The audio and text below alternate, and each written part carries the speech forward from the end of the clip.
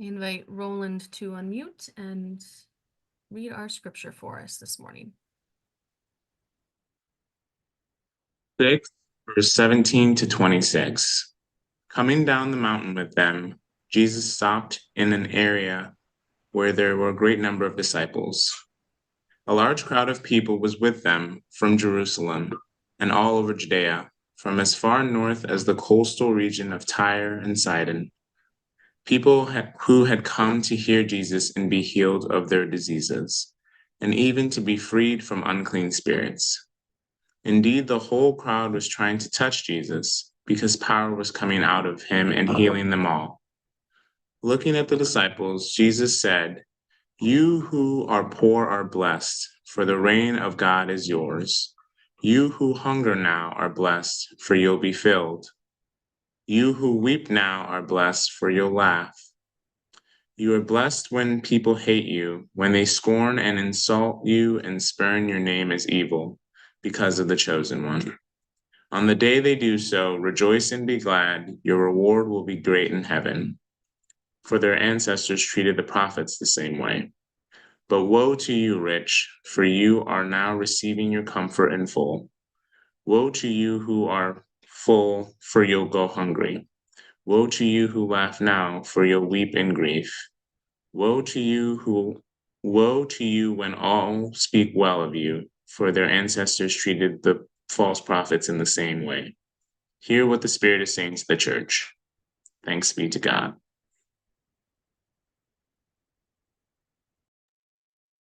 We have a very special message today that is a panel of some of our members, and I will turn things over to our own Karen Tyler Ruiz, who is going to be moderating this panel. Good morning, Central. Didn't plan to be here on the Zoom screen this morning, but it all works.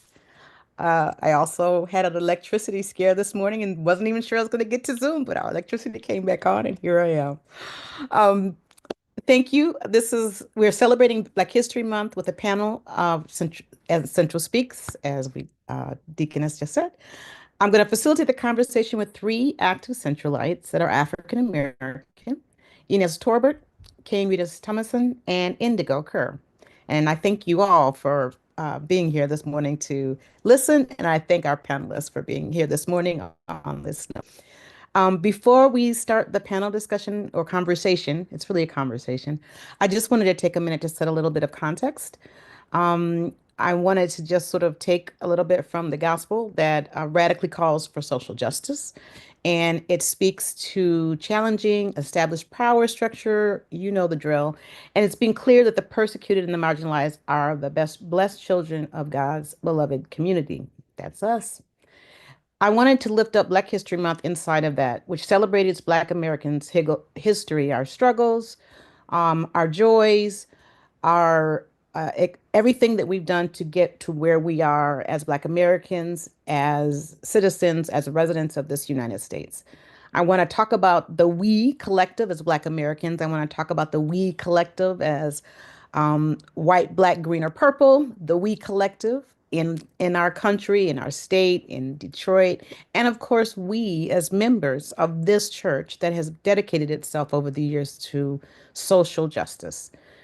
I want to just lift up too that as a Black American, we as Black Americans represent a people that were once enslaved, that were forcibly separated from our homelands, language, and culture, kept from enjoying the fruits of our labors, terrorized by Jim Crow laws, and constantly fighting for our civil rights.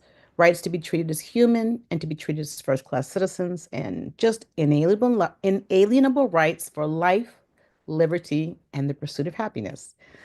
And here we are at Central celebrating together with all of us because we're all in the social justice, in the name, the social justice movement, and also in Christ's name. I also want to lift up that the playbook that we as Black Americans have utilized to celebrate ourselves, to move our struggle forward, to challenge the structures, is a playbook, frankly, that's been utilized by other groups in the United States to help move them forward as well for all of us. I also wanted to lift up that I've been blessed with the opportunity to live in different places. And I remember the first time I lived outside of the US, I was living in Seville, Spain. And I was young, so this was long, long ago. Uh, I was there right after the Franco dictatorship had just been over just by a couple of years. And my family that I was placed with was poor, as were many people at that time coming out of that regime. In that family of they were not well educated. I think they may have graduated from high school, maybe not, but they knew about Martin Luther King. They understood that Martin Luther King had taken his cue from Gandhi in India. They knew about the struggles of Black America. And I was really surprised to have that kind of conversation in Seville, Spain, with people who I just met in a foreign language. So I just want to lift up that our Black history, our struggles, our emancipation, our joy and movement forward is being watched all around the world. And it's just kind of good to remember that because we're sitting right here inside of a not so great time. There's a light out there that we've been following, and we just need to keep doing it. And lastly, I want to say, don't want to use up all our time. And Deaconess, you keep us on track. Part of the reason why we wanted to do this panel is we celebrate our icons as we should, our historical figures, as we listed earlier today. We had Anthony, oh, something just fell. Dr. Wendell Anthony last week, civic leader. We have our own revered folks inside of Central. You know, we've got Jackie Washington and Clara Webb. We have our current Marion Kramer and Maureen Taylor sort of leading the trail, you know, along the path for all of us. Whether we see ourselves individually as this way or not, because this is Karen's opinion now, being Black in the United States is a political act. Sometimes we are a threat just by being. So every day, we as African Americans are creating Black history just by living our lives. It is a daily thing.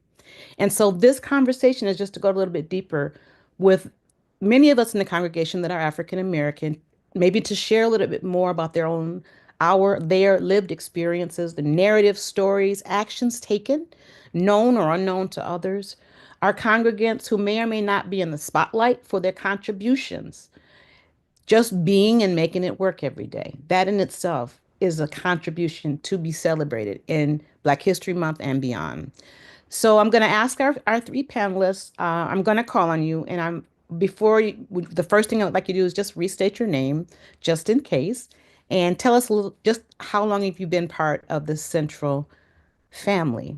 So I'll just those two questions. We'll just do a quick round robin. So Inez, would you kick us off? And I am doing it in order of age in respect to that deference. Okay, my name is Inez Torbert, and I have been with Central since 1990, I should say 2000. And I have been in various positions here at Central, and I am an all-time usher. Thank you. Kane? Hi, I'm Kane Thomason Reedus, and first joined Central in 2003, so that was 22 years ago, but minus 8 years when we lived in Milwaukee. So whatever that is. Thank you. Indigo. Hello, everybody. I am Indigo, despite what my thing says, it's Robert's computer. So that's why it says Robert. I've been a part of Central since 2022, I believe. Me and Robert, after we got married, we realized we really wanted a church home where we felt safe, and we've been here ever since. Yay. I'm very excited that we're all here this morning, and I'm just going to dive into the questions, and you all have seen them, so there's nothing new here. I've got, let's see, we're at 11:05. So would you each take a little bit of time and just share with us any story that you want where you began to understand or internalize what it meant to be a Black American living in the US? Maybe how old you were, if you want to say that, and share why that memory is significant to you and share a little bit of context. And I'm going to do the reverse. So Indigo, I'm going to start with you. Yeah, I feel like I was very fortunate. My parents were very involved in trying to make sure that I felt represented or that I saw myself in different I guess situations or like that I didn't feel left out. I I joke about Rob all the time that I didn't know that Cinderella was white until like I got older because my parents only showed the Black Cinderella, so they were always like introducing me to like Black media, Black arts, which has obviously influenced me now being an artist. So I felt very like kind of like in my little bubble of like diversity, like everything is like this for a while. And I think I didn't really have that culture shock until I was a little bit older in high school, when I started doing like community service work and getting a little bit older and kind of understanding what it means to be a Black woman and, how much pressure that is and, um, being treated differently by teachers yeah, like just a lot. I felt like I got a really big culture shock in high school. But like I said, fortunately, my parents were very like, yes, like it gave me a lot of media that where I could see myself being in. Thank you. Thank you. Kane, do you want to share something? Yeah, for me, it was mostly just growing up with my family. My mother was white, and my father was Black. They've both passed now. But growing up with both families, just spending time around my dad's family, and it somehow, even though being biracial is a thing for a lot of people, when you're a kid, things just are what they are, and so it never was like a label for me. I never thought of myself as biracial. I just had my Black family and my white family, and that felt totally comfortable, which was fortunate. And my family definitely told stories, especially the older women in the family who also wrote stories. So we're really fortunate to have that. And my dad had been born and initially raised in Texas till he was about 8, when his mom and he and his brother moved to San Francisco, and then he was very, very, very San Francisco. But I would hear this mix of stories from his early semi-rural upbringing in Texas with the outhouse and the ranch and all of that, and then his San Francisco upbringing and always telling me stories about race. And now that I think back to it, I'm wondering like how much of it was just him sharing just his life and how much was him very intentionally trying to make sure that I was growing up with stories of that. It'd be interesting to know. But yeah, so I just always knew that it was this part of our identity that mostly was a source of pride, but that of course in his experience had a lot of adverse experiences. Um, but the rest of his family, especially those older women in the family, just like they had no spite or bitterness about any of the things that had happened to them, some of which were just like truly, truly horrible. But there was never a sense of bitterness or anger, which was a really interesting way to grow up, to just have this experience, be kind of complex and really multifaceted, but overall just be a source of connection and pride more than anything else. Even though we didn't like put those words on it, it was definitely just a sense of like kind of commonality rather than a source of anger or tension. So it was a really nice way to grow up, honestly. Awesome. Thank you. And Miss Inez. Yes, I think my awareness of being Black was after I got to Detroit, which is very crazy because you're thinking Detroit has such a big Black population. I came here, I was about maybe 35 years old, And I came here with a background in health and beauty aids, sales for Johnson Products, the Afro Sheen and Ultra Sheen. I did pharmaceutical sales where I did in-services in hospitals. And I had my own business, Savannah's Closet, which was a costume and vintage clothing store. So I was sure I was going to land a job here. Got here, I made the appointment, and when I got to the job site, the person who interviewed me said, the job's full. It's been filled. We don't need you. And it was just the feeling that I had that he was lying to me, that when he finally saw me, I was a Black person and he didn't want a Black person in that position. That's my thought. That's the feeling. I've never had that feeling any other time, and I haven't had that feeling since. The thing is that I've had people say to me, you don't sound Black on the telephone. So when you get there and it's like, wait a minute, we don't want you, go away. So even when I think about it today, it makes my heart hurt, makes my heart pain. And to think of the fact that Detroit is supposed to be a Black city and really more respectful of Black people, that Black people can do the same jobs. It was just a very crushing thing to do. But I did find a job at Gale Group where I grew from a lower position in sales to a manager in special markets, where I covered the U.S. for selling special packaging of books to companies. So that's basically my hurt story, being a Black American. But I thought about it. There are more people before me who have experienced worse things. There are more people before me who allowed me to be able to call and have an interview, because I did eventually get a job for somebody who respected me and who looked at my background and thought, yeah, you can contribute to our company. So we all can make contributions no matter who we are. Thank you, Inez. Mhm. First, just amazing, these three stories. And my tendency is to jump in and connect all of them, but I'm not going to do that. I just think it's amazing because there's so much is being unearthed here in just these short stories. And I will follow up with you because all of you, because it's like Gale research. I have something about that, but I'll let that go. I'm going to go Mhm. into the second question for everybody.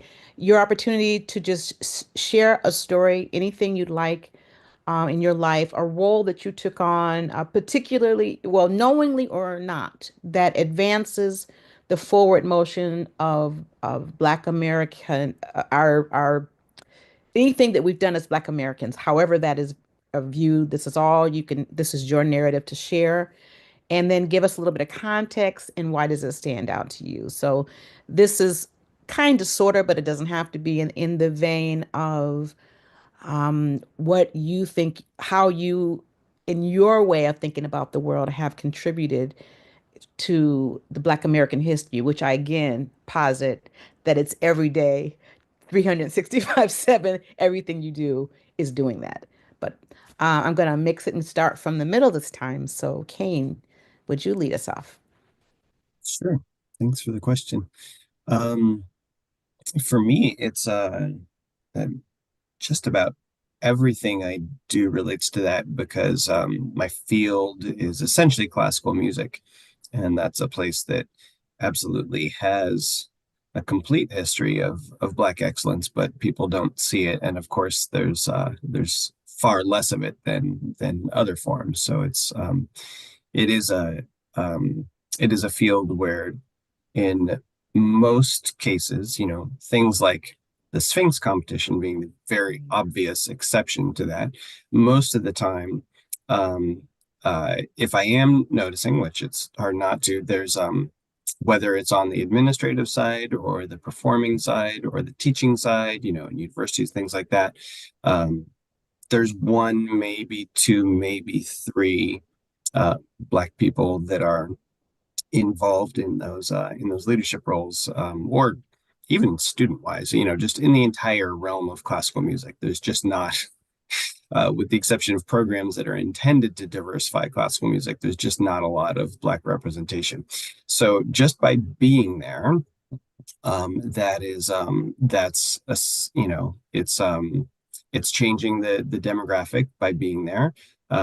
Then by how I am there, I'm affecting other people's perception of Black presence in classical music. And that's something that I've had to think more about over time, just because growing up, again, I was kind of fortunate to not really think about it that much.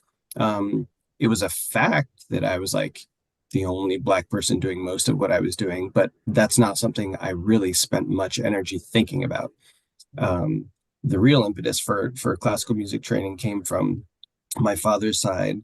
From my father, who himself was a classical musician, not a professionally performing one, but he actually went back to school and became a music teacher again. So that was like when I was a little bit older. But within our family, it was completely normal that being Black and being in classical music was the reality. So I was able to at least grow up not feeling like there was always a magnifying glass on me, or like, I didn't feel like a zoo exhibit or something. Like I do know some people have felt, some people have had really, really hard experiences, specifically within classical music, of feeling like they were just always being watched and always being judged and sometimes being obstructed and undermined and that kind of stuff. I've had to think more about that, just trying to be responsible and professional and respectful of everything that's been given to me, and try to make sure that I'm addressing biases where they are. So that's actually now like a huge focus of my work. So now it's kind of, a lot of it is the point of what I do. But it started with just actually being there. So even just like as a little second grade flutist who was pretty bad and spent most of the time talking, just my presence there was part of this.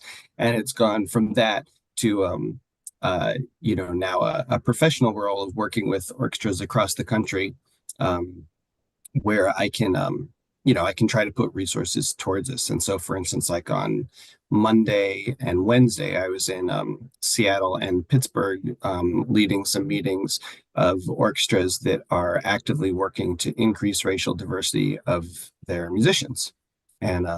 And we had to say out loud, like, now that actually is a form of resistance. So at one time it was just a good cause.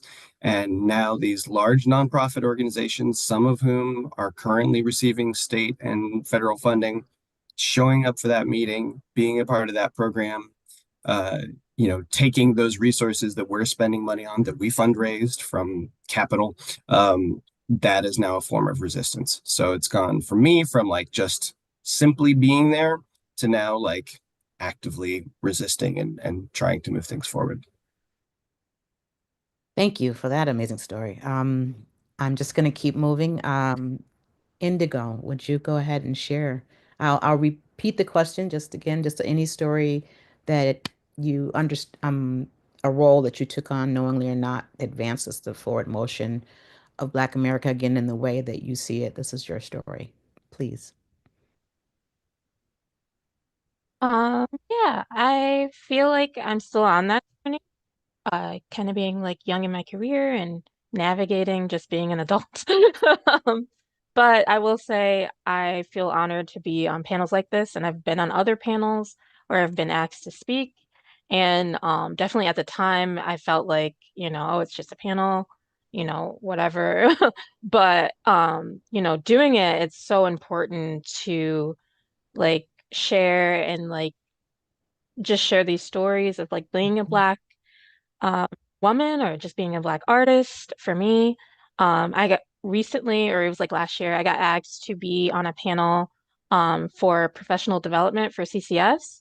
And it was sharing our experience being a student at CCS and how to better that experience. And it wasn't just Black students on there, but we quickly like kind of went into this territory. It was just like, yeah, I'm Black, and it wasn't great being on campus. And just kind of like sharing my experience and sharing feedback, like constructive feedback on, how to treat Black students and not making them, you know, feel like the spokesperson for all Black students, but also like making sure that their experience is you're not singling them out. And yeah, it got really deep. So I feel honored to be asked to be a part of these different conversations, and I hope to continue to do that.